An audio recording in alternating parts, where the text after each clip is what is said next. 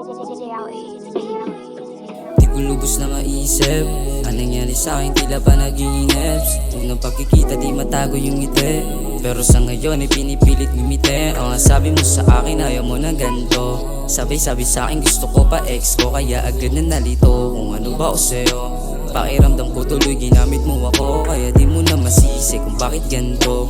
Puro bisyo na lang kayang takbuhan, alak at sigarilyo ang tanging kakampi ko. Kapag bumabalik lahat ng alaala mo, ikaw ang pahinga sa tuwing pagod na, pero lahat ng iba bigla nalamig ka. Ano bang problema? Lahat binigay ko na. Sabihin mo sa akin para maisalba pa, pero parang wala, nakapagod din pala. Kaya tinatak sa isip kong idedepende na. Bilis ng pangyayari, wala rin na pala. Kaya ito ako ngayon, gumagawa lang ng tula.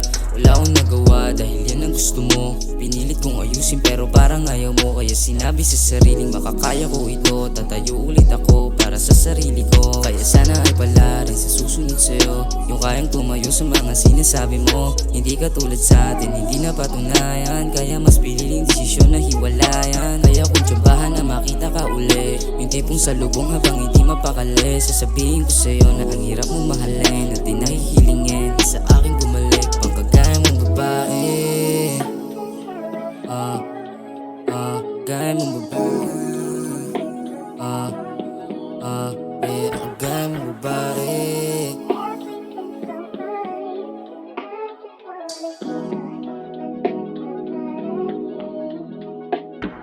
Ngayon maayos na ako sa'yo, anong balita? Ang dami na nangyari nung sa atin ang nasira, natutunan ko ulit kung paano ang maging isa. At sana ay pala rin kung may darating pa ba, kasi ayoko nung maulit yung paulit-ulit. Kitang kinukulit habang ikaw walang naririnig. Kakapagod, kakasawa yan aking naramdaman, tas ikaw pa yung galit kapag hindi na-replyan. Pero salamat, dahil dun ako natuto.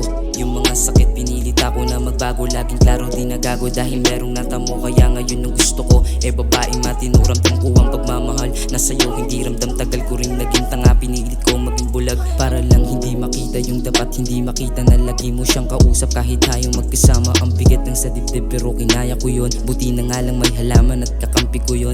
Ikaw lang aking minahal na merong halong pagsisisi, kaya di ako nagsisi at bulong sa aking sarili. Natapos na ang lahat ngayon, wala na yung bigat. Yung dating parang may pasan ngayon bigla nang gumaan, kaysa sa dati araw-araw iniisip kung kailan makakabalik.